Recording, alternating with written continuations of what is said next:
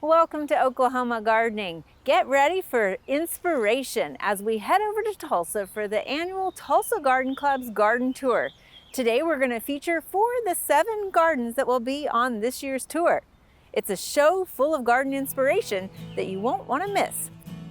Underwriting assistance for our program is provided by the Oklahoma Department of Agriculture, Food, and Forestry, helping to keep Oklahoma green and growing.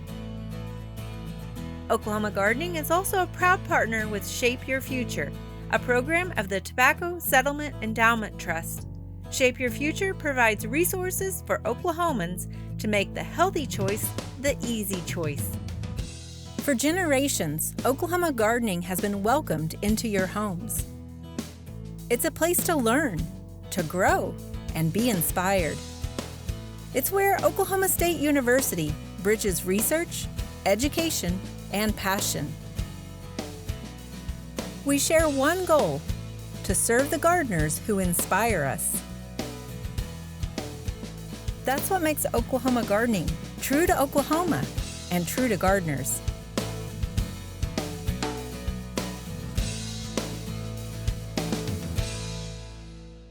It's our favorite time of the year. It's garden tour season, and joining me today is Jimmy Black with the Tulsa Garden Club, and you're co-chair of the garden tour this year? Yes. So you've been doing this for a long time as far as the whole tour. Yes. And every this year we are celebrating our 75th year. Amazing. We are headed south. Okay. This year is our first tour to be in what I call the foothills of South Tulsa, all approximately around 111th and Sheridan Yale area. Okay. All the homes are within 2 miles of each other. Okay, so how many homes do we have on the tour? Well, this is a special treat this year. Okay. This is the most homes we've had ever. We have 7 homes. Wow. One is the Home Builders Association's Designer Showcase home in Midtown. So then you'll take a look at that and head south. Okay. We have 6 homes, 6 amazingly different homes. We have a contemporary landscaping, very minimalist type landscaping. We have a woodland wonderland. We have a home with 3 koi ponds that have purebred koi. Wow. Okay. We have a pollinator and Japanese garden. That is amazing. So something for everyone, really. Absolutely. Every type of plant Yes. material, water gardens. Yes, you will get something from every garden, and they are all different from each other. Okay. So 7 homes, but close together. So what is the date and the hours of the tour? Yes, the date and the hours are May 9th from 10 to 4, and they are all approximately within 2 miles of each other, approximately around 111th and Sheridan Yale area. That's awesome. So fantastic day. And where can people get their tickets, and how much are the tickets? The tickets are $25. They can get them on Eventbrite or TulsaGardenClub.com, our Facebook, or from the Tulsa Garden Center. Till Friday at about 3 o'clock is the cutoff. Okay. But they can pick them up at the addresses too? Absolutely, Okay. yes. Come straight to the addresses, Okay. which you can find on our website and Facebook. Well, Jimmy, I know it's always a fun day, and you get to see so many other fellow gardeners on the tour. Yes. So, and today we're getting a sneak peek of just 4 of those 7 homes, right? 4 of the 7. I can't wait. Let's go take a look. Okay, let's do.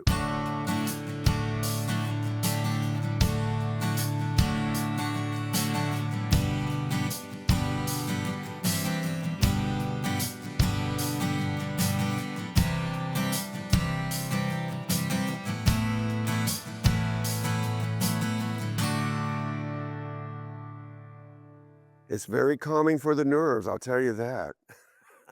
If you have a hectic day, it's great to come out and work in the garden and plant things and see things grow and see birds and everything else. So I enjoy my garden. When we go to the front, you'll see the front garden, which is very southern, very layered, very formal. I have a side garden, which I call my rose garden, which is all roses. The backyard is a little bit of formal with the boxwoods and all that. And then behind it, I have iceberg roses, I have hydrangeas, I have peonies, and a lot of the larger plants are deciduous, which I kind of took from my grandmother and my mother. Yeah, you got some of the kind of old school, but really hardy plants with They're very bridal hardy. wreath spirea with forsythia. Yeah, and then that's a burning bush, and of course, The oak leaf leaf. hydrangea. Yeah, and I like your Boston ivy that you've got covered in different places too. Yeah, I got ivy on the fence. I love the Boston ivy. And of course, these are daylilies and your creeping phlox. And these are Hillary holly that I really like. It kind of reminds you of a dwarf yopon. It does, yeah. But they're indestructible. In the front, I like to do evergreen. The first layer is evergreen, and then the second layer is deciduous. So that way in the wintertime, I have something always green. So that I like to do that as my design theme. I love teak benches, and these are the Chippendale English ones, and they'll last for 40 years or more. So I really do like them a lot. The interior is very equestrian, very English. Almost all the furniture is English. A lot of equestrian prints of horses, and of course there's dogs, kind of Ralph Lauren looking, a lot of his fabrics and stuff like that.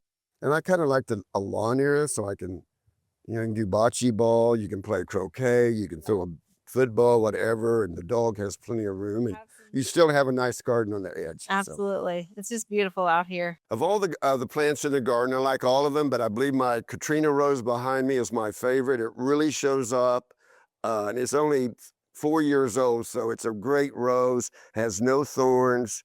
It really does put on a great show.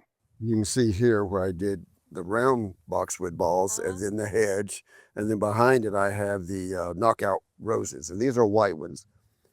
And then of course I do flowers in between to give a layered look. I come out in the morning, have my coffee, play with my dog, go pull weeds. It's very good to work out here. I enjoy it very much.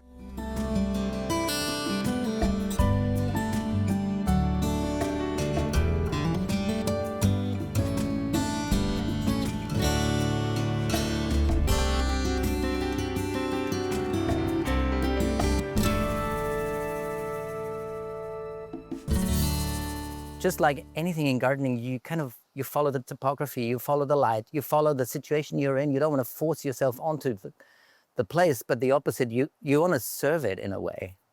And I've been gardening since I owned my first home in London, England in the 1990s. I realized gardening is the most incredible thing you can ever do, besides maybe having a family. And so I've been doing this for most of my life, really. Well, I come from a family of garden enthusiasts who take their garden and very seriously. So my parents had a garden that I now own in Austria that they built over decades in the 60s, 70s, 80s that really has influenced my gardening style. It's basically native plants that came from the woods, came from the fields. We found this lovely house in a lovely neighborhood here in Bixby, South Tulsa area. And the backyard was basically oak forest with English ivy, and that was it. And the garden was a forest, basically. And so I started taking this more seriously. When I started landscaping with Jane Fanning and bringing home plants from clients' rejects pretty much every night, I would come home at 6 or 7 at night with a trailer load full of plants that had to go in the ground. So that was sort of the bones, that was the beginning of this garden. This terrain here in Bixby, close to the river, is very sandy. And so that is one of the reasons why it makes sense to terrace a slope. And when I first tried just to put sod down, it would always wash down. So it made sense to start terracing it. And by that, of course, also creating different sort of spaces and different rooms in the garden. It was the beginning of something I didn't even imagine. Well, making rooms in the garden makes sense because you obviously have different areas in the garden, but you also want to define them as they offer themselves to you, maybe in a way. if you walk into a garden and you see everything at once, there's nothing to discover. I love a natural garden. I want people to feel abundance, to feel like it just has to be like that, it's natural. But at the same time, I like formality. I do like the old French and English gardens. So I researched for more than a year to find the right greenhouse, but also to figure out how to put it on a stem wall, which was traditional in Victorian times. Yeah. And I couldn't find anyone in the region who had this like this, or at least who I knew. And so I sort of slowly figured it out and found the old Coffeyville bricks. Yeah, I love the Oklahoma bricks you put in. Of course, of course. Here you've created it as a destination to travel to. It's just beautiful. You need a reason to go out in your yard. It's either you're gardening, you're working, or you want to go on a walk or go and see something. I have a bunch of Hicks yews that are now 7 feet high that I love. They're like, even in the winter, there is the evergreens. It's like big old men, like giants that stand in the garden. And then I have a lot of boxwoods. None of my boxwoods are in a straight row, and it's partly because they all came in different sizes to start with, but it's also, I think, boxwoods in a straight row, almost any plant in a straight row, is really boring. It is really a matter of how you arrange them and how you place them and what you put with them. The more time I've spent here in Oklahoma, the more I've started diving into what actually grows here, what's naturalized and what is native here, and what works easily. Everybody who has irrigation knows how difficult it is to get the irrigation right, and then the irrigation breaks again and so on. So I realized, let's try and find things that just want to be here. And one of the many things that do is columbine. I want my plants to find their spots. Again, this is sort of a coexistence, I would say. My mom used to always say there should be room for every animal in her paradise. And I am trying to make my garden a space for people, for plants, and also for animals, because it is really, really important to have healthy ecosystems. On one side of the driveway is our daughter Viviana's space that she's called Springtime. So the name of the place is actually Springtime. And she plays there with her neighbor friends, and she builds stuff, and she cooks there with herbs. And again, I'm trying to make this a place that's beautiful, and I don't want people to destroy it, but I want the children to play here and to pick flowers and play with them and hide in the bushes and do their thing. Because it's not just about beautiful, it's about building a relationship with a place. I want to inspire my friends and my clients and people that see my garden to garden. I want people to realize how beautiful it is and how you don't have to be rich to have a nice garden. It just takes patience and dedication. And I think that's really an important thing, because gardening is a hobby that anybody could pick up. And it's, for many people who do it, it's more than a hobby, it's a passion.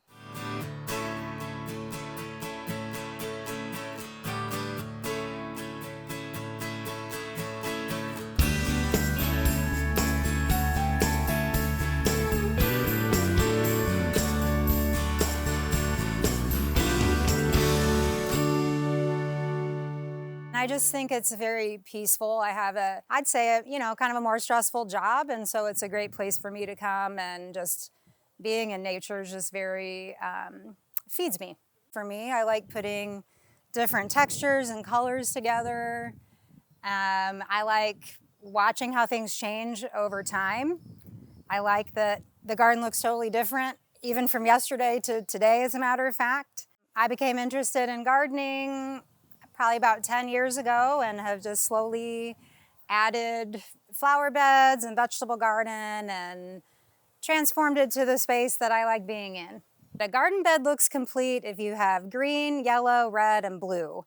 And so I've really embraced the yellow part of that. And it just makes me happy to see all of the bright yellows and chartreuses kind of popped around throughout the yard. It just kind of brings a nice ray of sunshine, I guess, to those spots, and brightens up a lot of the shady areas that I have. Outside of the chartreuse that I love, the type of plants I'm always drawn to, whether it be indoor plants or outdoor plants, is anything variegated, especially a creamy white and light green. Anything in that variegated really draws my eye, and I want to collect it in my garden. So I have a few plants that fall into that category that I just really adore, such as the ivory halo dogwood and variegated Solomon seal. And I have some variegated Japanese maples as well that I just really love. Yeah, so you can ring the bell and herald our entrance into the Japanese garden. It's beautiful. Thank you. So tell me a little bit, you said that this was one for the moon gate, but Yes. also because you had sort of a problem over in this side of the Right, garden. so this is kind of a low-lying part of the garden, and rain water would collect there. And so we put in a rain garden here to help with the drainage problem. And so the Japanese garden just kind of grew naturally out of that toward this way. Absolutely. I really wanted a moon gate. I just thought that was such a cool idea. So we added a moon gate and added in some bamboo fencing to sort of make it just a little bit of a separate, more peaceful place I could go and sit and listen to the waterfall that we added. I work in healthcare, and eating healthy vegetables is really part of what we teach our patients to do, so I try to embrace that. Initially, I had just raised like wooden garden beds, vegetable beds in the very, very back by the fence. It is the sunniest part of the yard, so I thought, well, that seems like the best place to put it. But it's pretty far away from the house, and so I didn't tend to it as much as I should, and it got overgrown, and the wood kind of broke down, and I kind of abandoned that project. And also now I'm a little bit older, and so I appreciate having higher beds that I don't have to bend over and weed or fight with the bunnies for the produce. So it's quite a bit closer to the kitchen. So my husband does all the cooking now, so he likes to come out, and I like to do the planting of the vegetables, and he likes to do the picking and the harvesting of the herbs for dinner. The pollinator garden and the monarch way station are fairly new, and I've been adding more native plants to that to try to support the monarch population and pollinators in general. It's definitely a relaxing oasis that you've created here. Yeah, thanks. So this is the front garden area that started off as just an Andina hedge, and this is where I got my first taste of falling in love with all the different plants, and have a little seating area here and like to watch my birds take a bath or have a snack. Well, it seems like the plant choices also will create a lot of interest year-round as well. I try to do a mixture of bulbs and spring flowering shrubs, and then put in some annuals as the season goes on. Right, right. And with the nice ground covers that you have between the ajuga and the chartreuse, Gotta have my Papa Chartreuse. You don't have to worry about too many weeds then that way. No, they hide it very well. I think it's a good place to start with containers. And then you can play with different combinations of plants and colors and textures and see kind of what draws your eye and what makes you happy to look at. I still have lots of containers scattered throughout my gardens. I like the height that they provide and the ability to change things out or plant things out into the landscape that have overgrown the container, kind of reuse plants that way. I would say just pay attention to what colors you like and start shopping.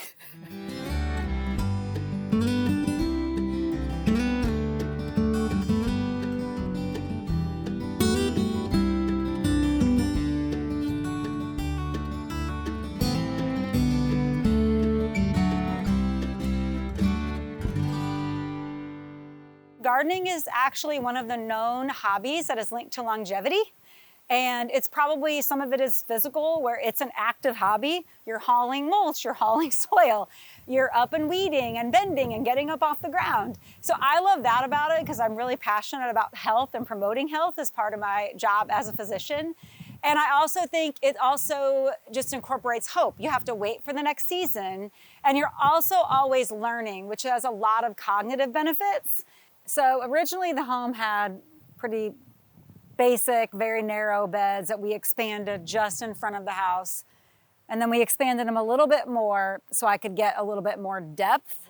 Then we added this walkway up to the street, which I think adds a lot of charm. And then I decided shade plants really they don't have that much pizzazz, they don't have much fun, they're not as much fun as sun plants. So I wanted to incorporate all of my full sun plants. So we expanded our gardens out front and poured a cute little pathway just so I could have more sun-friendly plants up there. And then this just kind of exploded back here in various stages over the past 5 years. We love our evergreens because that gives us year-round interest. And then we also just really love our hydrangeas. And so we've expanded our hydrangea hedge with a lot of incredibles and several standard hydrangeas. I really love ferns. I really love boxwoods. I do love Japanese maples. I mean, who wouldn't? They're just so beautiful. Sometimes if something's not doing well, I just move it somewhere else to see if it likes it there better. And then I also have learned the hard way to try to group plants together that either like to be dry or like to be wet. We spend a lot of time around the water feature, of course, and he would have it very heavy with like dragons and things like that. So I have to scale him, rein him in a little bit because I like my bird fountains and my bird bath. The koi fish itself represents strength and perseverance. There's the great story of the koi that swims up the waterfall and then turns into the dragon. And it's built into the Japanese culture. It's been about a 3 or 4 year journey. Initially, I just got regular domestic fish, but then I started learning about it. And so this pond currently has 120 fish. There are 80 different color combinations of koi, and I have collected 50 of the unique color combinations, and I have duplicates of the ones I really like. Kohaku is the great one, the red and white. There's the Showa with the multicolored one. There's the High Utsuri, which is my favorite, the black and orange, which is pistol pink. Go Pugs. Right? So I actually love that fish. I probably have a half dozen. The color is such a unique, lovely orange. We find things to love about each other's favorite part of the garden. She has set a high bar to catch up with. And my husband, Frank, who loves koi, would love to be a resource for anyone because he's very passionate about that hobby.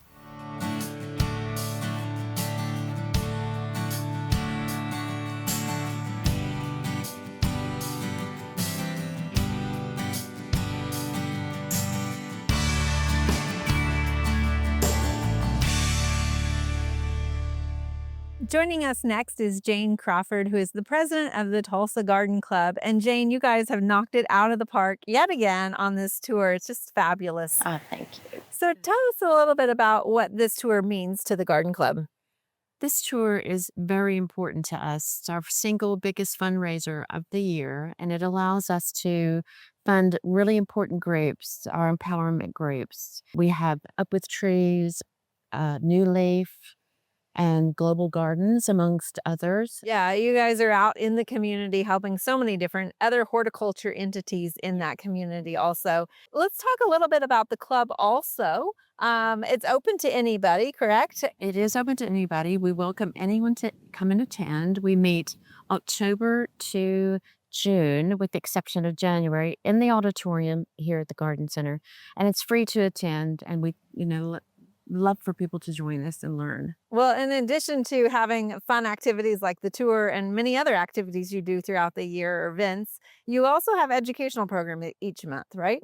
We do. We have a speaker every month that brings us something new, and that alone is worth attending. We also do flower shows and horticulture shows, which is very beneficial to our members, and that's another way we try to educate the public. I was going to say, and not only, sharing the information among each other, you guys are so proficient in so many different entities within horticulture, right? You have people that like roses and people that like irises and different things that you're all sharing that in a very social way. Yes. The Garden Center hosts 16 different plant societies, and we'd like to do our best to work with those societies. Absolutely. Absolutely. Well, tell us again, remind us of the date and the time of the garden tour, if you don't mind. May 9th? May the 9th from 10 to 4. Okay. And people can get their tickets either here at the Tulsa Garden Center or on your website? On our website, Eventbrite, or on the day. Just walk up and find the addresses on your website and walk up to them. Awesome. Yes. Thank you, Jane. And I would encourage all of our viewers to visit the Tulsa Garden Club Garden Tour this year on May 9th.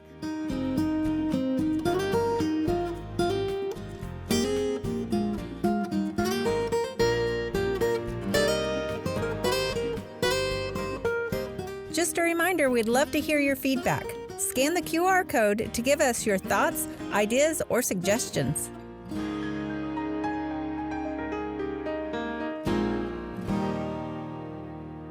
And as always, if you have any questions about today's show, please reach out to your local county OSU Extension office or feel free to leave us a comment on our social media.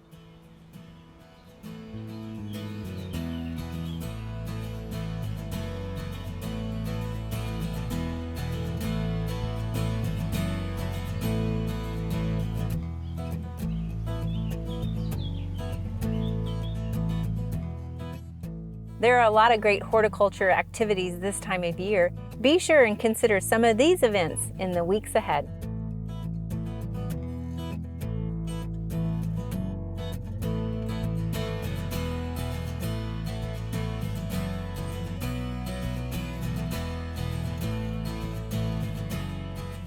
Join us next week as we're celebrating Mother's Day by taking a closer look at the cut flower industry, right here on Oklahoma Gardening.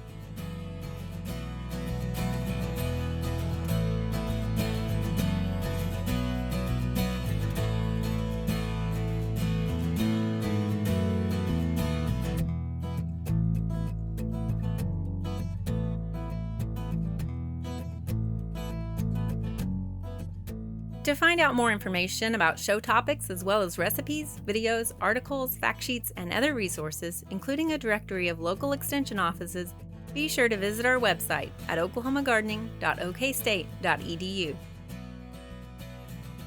Join in on Facebook and Instagram. You can find this entire show and other recent shows as well as individual segments on our Oklahoma Gardening YouTube channel.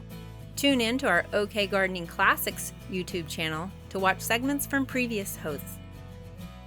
Oklahoma Gardening is produced by the Oklahoma Cooperative Extension Service as part of the Division of Agricultural Sciences and Natural Resources at Oklahoma State University.